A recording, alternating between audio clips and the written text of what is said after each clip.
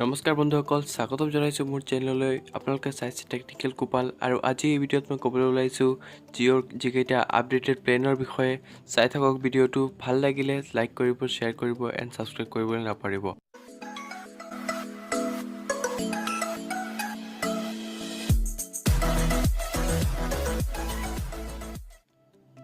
হয় বন্ধুসকল, জিঅ'ই যিটো ফিফা ৱৰ্ল্ড কাপ চলি আছে তাৰ কাৰণে নিজৰ ডাটা প্লেনবিলাকৰ মাজত অলপ সাল সলনি কৰিছে, মানে আপডেট দিছে। আৰু মই এতিয়া আপোনালোকক যিকেইটা আপডেট দিয়া বস্তুবোৰ, মানে যিকেইটা প্লেন আপডেট দিছে সেইকেইটা মই আপোনালোকক এতিয়া দেখুৱাই দিম।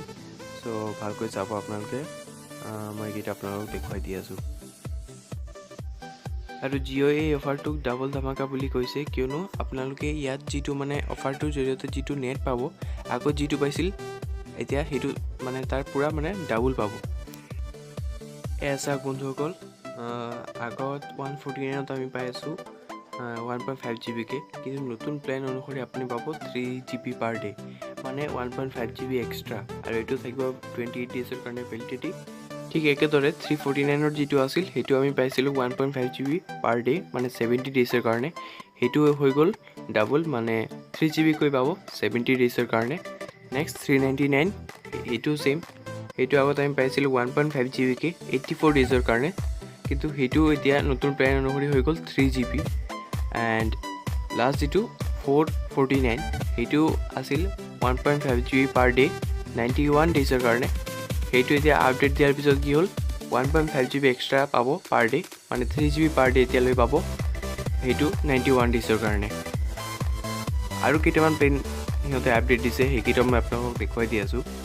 এয়া চাওক, 198ৰ যিটো আছিল প্লেন 28 ডেজৰ কাৰণে 2 GB, কিন্তু সেইটো এতিয়া কি হ'ল 1.5 GB পাৰ ডে বঢ়াই দিছে, মানে টোটেল পাব পাৰ ডে 3.5 GB।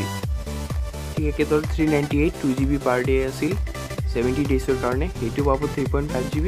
একেদৰে 448 2 GB পাৰ ডে আছিল আগত 84 ডেজৰ কাৰণে, কিন্তু এতিয়া পাব 84 ডেজৰ কাৰণে 3.5 GB।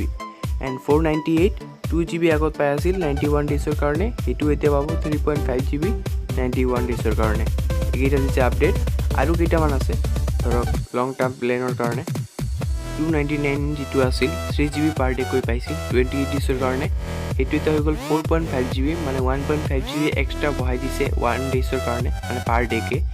আৰু 509 যিটো আছিল সেইটো আছিল 4 GB পাৰ ডে, 5.5 GB সেইটো এতিয়ালৈ পাব পাৰ ডে 20 ডেজৰ কাৰণে। আৰু 799 সেইটো যিটো আগত আছিল 5 GB পাৰ ডে, মানে 28 ডেজৰ কাৰণে, সেইটো এতিয়াও পাব 6.5 GB 28 ডেজৰ কাৰণে। আৰু ইয়াত বন্ধুসকলক মই এটা কথা জনাই দিব বিচাৰোঁ যে এই অফাৰ আপোনালোকে 12 জুন আৰু 30 জুনৰ ভিতৰত যিসকলে ৰিচাৰ্জ কৰিব তেওঁলোকেহে পাব। ইয়াৰ আগত বা পিছত কিবা ৰিচাৰ্জ কৰিলে এইটো নাপায়। এইটো মানে বিশেষ এটা অফাৰ ফিফা ৱৰ্ল্ড কাপৰ কাৰণে জিঅ'ৰ তৰফৰ পৰা এইটো অফাৰটো দিছে।